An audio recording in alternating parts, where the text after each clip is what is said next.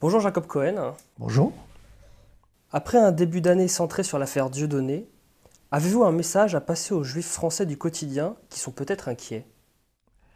Sur ce plan-là, je suis assez, euh, comment dire, je dirais pas réservé, mais j'ai pas mal de soucis à me faire en ce qui concerne ce qu'on appelle, enfin, disons les juifs communs, les juifs du quotidien, ceux qui travaillent, ceux qui souhaitent vivre tranquillement et travailler tranquillement en toute sécurité, et qui sont pris malgré eux souvent dans cette tempête, ce maelstrom. Et ils sont, pour moi, ils sont l'objet de manipulations, des choses de politique qui les dépassent. Ça me rappelle un peu les Juifs du Maroc. Je viens du Maroc. Et quand j'ai assisté à toute cette communauté qu'on a fait partir des dizaines de milliers de personnes ou des centaines de milliers, comme dans d'autres pays arabes, et un peu malgré eux, ils ne savaient même pas ce qui leur arrivait. Et puis, ils ont été le jouet de politiques qui les dépassaient, comme en Égypte, en Irak. Souvent, on a créé l'insécurité, on a même organisé des attentats pour créer cette insécurité, pour ne pas leur laisser le choix. Et j'ai l'impression que la majorité, enfin une bonne partie de ces juifs du quotidien, comme vous dites, sont l'otage de choses qui les dépassent. Bien sûr, pour moi, ils ne sont pas des vrais sionistes dans le sens où, pour moi, être sioniste, c'est partir en Israël, c'est-à-dire réaliser l'idéal sioniste. Bon, aimer Israël, après tout, pour un juif, c'est... On ne peut pas lui demander le contraire, enfin, à moins vraiment d'être conscient, d'être un militant, etc. Bon. Et malheureusement, très peu le sont, parce qu'ils grandissent dans un environnement juif, plus ou moins traditionnaliste. Il est très difficile pour eux de remettre en question tout ça. Ou alors ils sombrent dans l'indifférence. Mais en même temps, ces gens-là n'ont pas envie. Moi, j'ai vécu au Canada aussi, je vis en France. Au Maroc, il y a la moitié de la communauté n'est pas partie en Israël parce qu'elle a vite réalisé qu'elle ne serait pas bien là-bas. Et donc, les millions de juifs aux États-Unis, en Amérique latine, en Europe, n'ont pas envie de vivre en Israël. C'est manifeste. Et d'ailleurs, Israël a arnaqué la majorité des juifs qui sont allés, les juifs russes, les juifs éthiopiens, les juifs des pays arabes. Et donc les juifs en France sont pris en otage par cette affaire, par exemple par l'affaire Dieudonné, où on a créé l'insécurité dans des buts bien précis. C'est d'abord de faire partir un certain nombre d'entre eux, de créer cette insécurité. Qui c'est qui part finalement en Israël? L'année dernière, il y a 3000 juifs français qui sont partis en Israël, vivre en Israël. Bon, on ne dit pas combien reviennent. Mais vous remarquerez que jamais les dirigeants n'y vont. C'est-à-dire les BHL, les Patrick Cohen, les Hanouna, etc. Ça serait bien qu'ils débarrassent le plancher, si c'est possible, mais eux, ils sont très bien en France, bien que leur cœur, leur patrie de cœur est Israël. Et ça, c'est... Par contre, ils font sentir aux autres, au petit peuple, ceux qui sont enseignants, comptables, etc. On leur fait sentir que eux, ils sont en danger et qu'il faut qu'ils partent, qu'ils envoient leurs enfants, etc. Et ils vivent dans des banlieues, donc ils vivent dans des situations difficiles, dans des conditions difficiles. Et ce sont eux qui trinquent, ou qui trinqueront. Parce que les riches, enfin ceux qui ont les moyens, ou ceux qui ont des relations, les Lanzmann, je ne vais pas tous les citer, les Alexandre Adler, etc. Eux, ils ont des moyens financiers, ils ont des relations. Le jour où ils partiront en Amérique, à Miami. Ils ne vont pas aller... Enfin, moi, je connais des gens qui sont allés à Miami parce qu'ils disent que la situation en France devient impossible, trop d'Arabes, trop de Noirs, trop d'antisémitisme. Mais ils ne vont jamais en Israël. Ils vont à Miami, ces gens-là. Et donc, en fait, ceux qui trinquent, ce sont les Juifs du quotidien. Et malheureusement, enfin, moi qui suis d'assez près les médias juifs, je ne vois pas comment les éveiller à cette conscience. Parce que, enfin, c'est-à-dire en quelques phrases, c'est pas possible. Voilà, c'est pas possible de leur faire. Il faudrait tout reprendre à zéro. Et malheureusement, enfin, moi j'appelle ça, vous savez, quand il y a une guerre, on dit les dommages collatéraux. Ben, ce sont les dommages collatéraux, ça veut dire ils paieront, enfin beaucoup de gens paieront les pots cassés.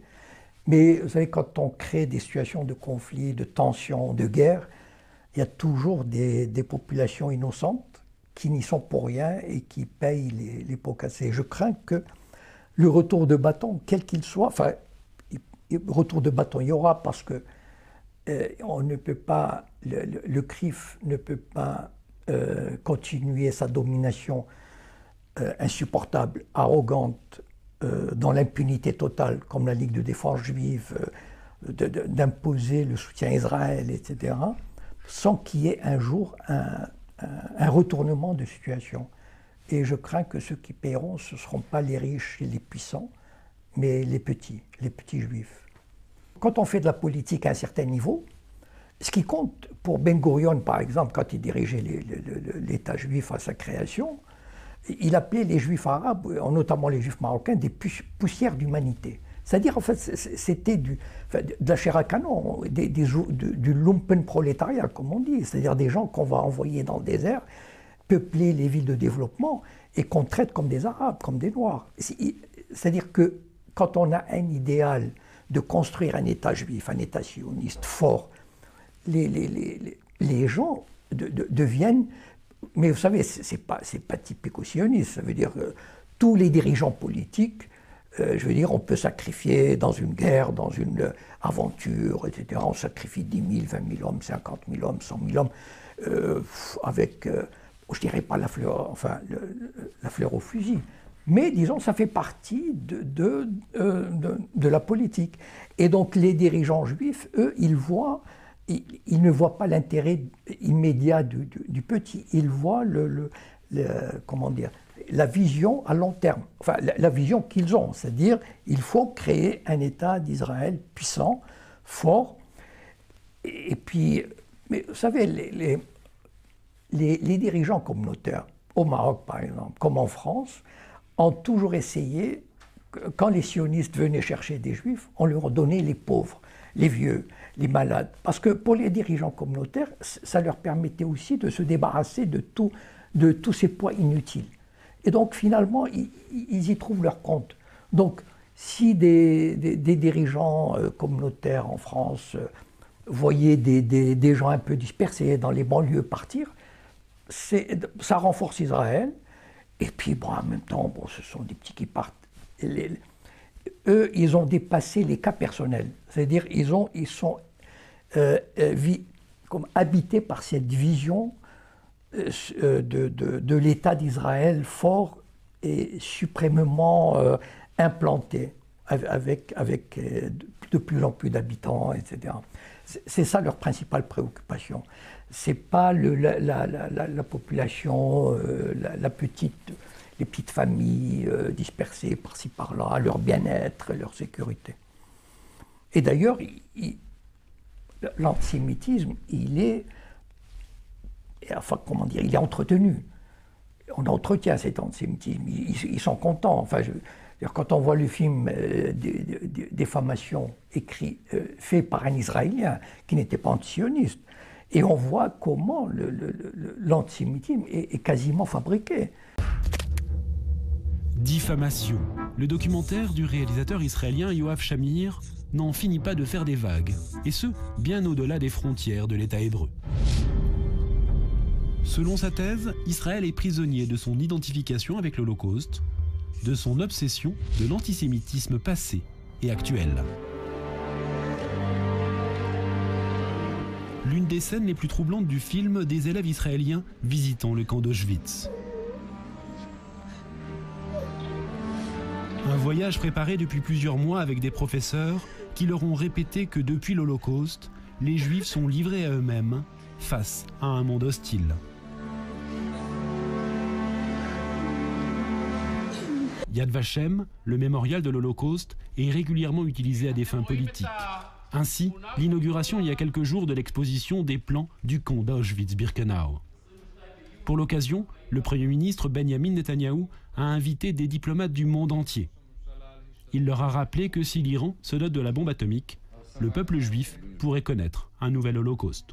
C'est-à-dire qu'on crée l'antisémitisme de toutes pièces. Alors, il faut entretenir, il faut toujours dire qu'il y a de l'antisémitisme. Sharon, en 2002 ou 2003, il a dit il faut créer l'antisémitisme parce que ça favorise, d'abord, ça réunit les Juifs autour d'Israël et ça favorise le départ des Juifs vers Israël. Les Français de confession juive devraient émigrer immédiatement en Israël, à en croire Ariel Sharon. Le Premier ministre israélien, lors d'une réunion publique, a estimé qu'il se répandait en France un antisémitisme déchaîné. Je dois dire que le gouvernement français a pris des mesures contre tout cela, mais somme toute, si je devais m'adresser à nos frères en France, je leur dirais une chose. Partez en Israël aussi vite que possible. Je dirais la même chose à tous les Juifs du monde. Ariel Sharon affirme que 10% de la population française est composée de musulmans, ce qui explique selon lui la montée du sentiment anti-juif. Il verse des larmes de crocodile quand il dit « Ah là là, c'est malheureux, il y a de l'antisémitisme ». Mais en fait, il favorise l'antisémitisme. Ils sont, comment dire, pour eux, c'est le moteur, c'est l'essence de leur... comment dire, c'est le moteur de leur politique, de leur vision. S'il n'y avait pas d'antisémitisme, les gens iraient, enfin, à la limite, les gens même quitteraient Israël. Qu'avez-vous pensé de la décision du Conseil d'État d'interdire le spectacle de Dieudonné? Je pars de l'idée suivante. L'État français, c'est-à-dire la France, l'État français a mis tous les moyens qu'il peut avoir à sa disposition pour abattre Dieudonné. Bon, quand on connaît le fonctionnement de la justice en France, il n'est pas étonnant de voir le Conseil d'État se soumettre à la volonté d'un ministre, parce que c'était une question trop importante. Bon, enfin, même des spécialistes de droit administratif, ceux qui ont eu l'honnêteté d'analyser l'arrêt du Conseil d'État et surtout les conditions dans lesquelles il a été pris, ont démontré que c'était vraiment un arrêt pour satisfaire le gouvernement de manière rapide et ponctuelle.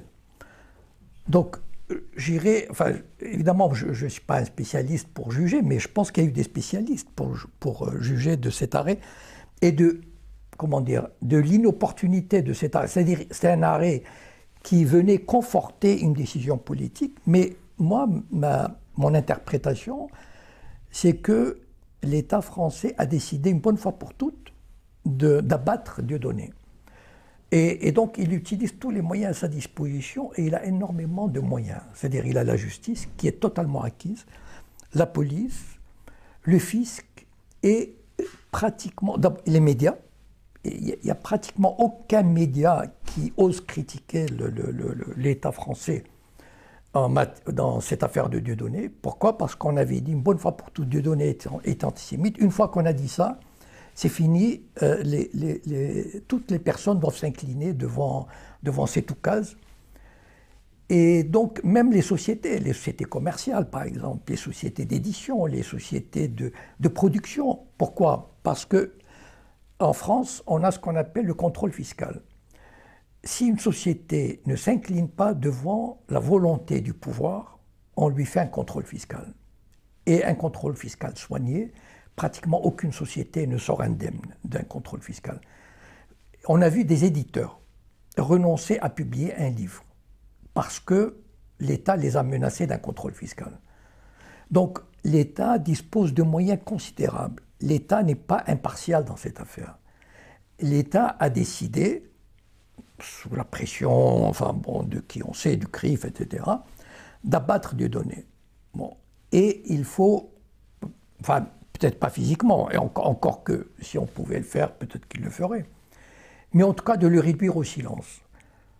Parce que Dieudonné est je ne sais pas si c'est le premier, mais en tout cas, celui qui a réussi à, comment dire, à démystifier et à ironiser sur la Shoah, sur le pouvoir du lobby juif. Il fait rire et son discours porte. Et c'est la première fois, enfin à cette échelle en tout cas, que toute la construction qu'on a établie autour de l'antisémitisme, de la Shoah, il est en train de se fissurer. Et c'est pour ça qu'il est devenu dangereux, c'est-à-dire dangereux pour le système. C'est la première fois que quelqu'un est venu à la télévision, a fait un sketch en 2003, en se foutant de la gueule d'un colon sioniste. Je me suis récemment reconverti au fondamentalisme sionisme, enfin bon, pour des raisons qui me sont purement professionnelles, enfin spirituelles. Je trouve, enfin, j'ai une petite chose à vous dire. Et d'ailleurs, j'encourage les jeunes gens qui nous regardent aujourd'hui dans les cités pour vous dire, convertissez-vous comme moi et essayez de vous ressaisir. Rejoignez l'axe du bien, hein, l'axe américano-sioniste. Ça me paraît important, hein, qui vous offrira beaucoup de débouchés, beaucoup de bonheur, et surtout le seul axe qui vous offrira la possibilité de vivre encore un peu. Hein. C'est un peu une improvisation peut-être, non ? Attends. Et ça, c'était absolument insupportable pour le système. Et le système a essayé de l'abattre. D'ailleurs, enfin, si vous vous souvenez, chronologiquement, son sketch est passé un vendredi ou un samedi. Le mercredi suivant, un spectacle qui devait donner à Lyon a été annulé. C'est dire le pouvoir qu'a le système. Grâce, je ferai référence rapidement aux Sayanim, c'est-à-dire à ces juifs sionistes qui travaillent pour le Mossad. Vous avez écrit un livre là-dessus. C'est ça, voilà, le printemps des Sayanim.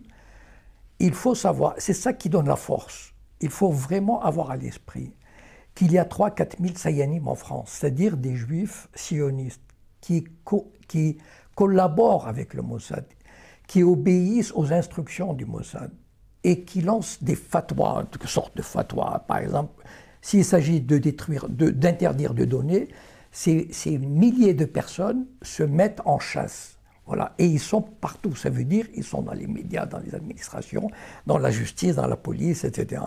Et c'est ce travail qu'on ne voit pas. Et c'est ça qui donne cette impression vraiment d'unanimisme aussi qui aide.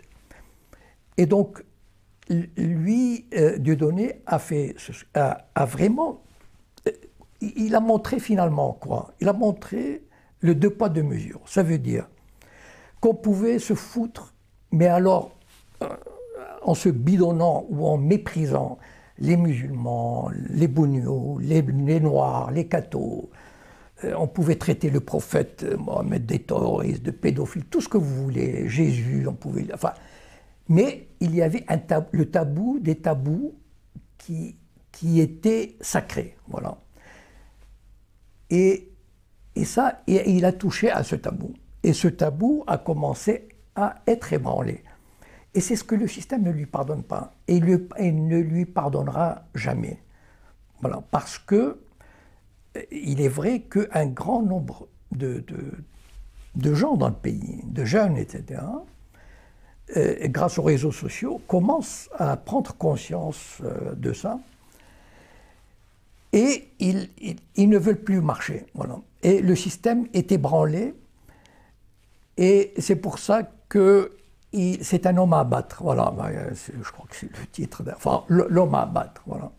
Et l'État français a tellement de moyens avec lui. En tout cas, la chance qu'on a aujourd'hui, c'est peut-être qu'on a suffisamment de réseaux sociaux, qu'on peut faire des vidéos. Et il y a pas mal de gens qu'on n'arrive pas encore... Il y a une résistance quand même qui se fait. Alors, moi, je balance. C'est-à-dire, d'un côté, c'est vrai qu'il y a un mouvement de résistance, mais de l'autre, quand je vois cet État qui a décidé vraiment, avec tous ses moyens, d'abattre Dieudonné, ça me fait un peu peur. Enfin, je veux dire, je me dis, je ne sais pas si l'avenir s'annonce rose je ne suis pas très optimiste peut-être. Récemment, les médias ont beaucoup attaqué Alain Soral avec deux reportages. Pensez-vous que le travail de Égalité et Réconciliation et de Alain Soral mette en danger les Juifs de France? Non, ils ne mettent pas en danger les Juifs de France. Au contraire, il essaye, enfin, donc, du moins en tout cas si je l'ai bien compris, il essaye d'avertir les Juifs de France, enfin les Juifs du quotidien comme il les appelle. D'ailleurs j'aime beaucoup cette expression parce qu'elle est très, très concrète, elle veut dire, enfin ce qu'elle veut dire. Il veut avertir les Juifs de France de ne pas embarquer dans la combine sioniste. Parce que, comme j'ai dit tout à l'heure d'ailleurs dans la première, suite à la première question, parce que ce sont eux les dindons de la farce, en fait, finalement, les Juifs du quotidien. Ils sont manipulés par des gens qui n'ont pas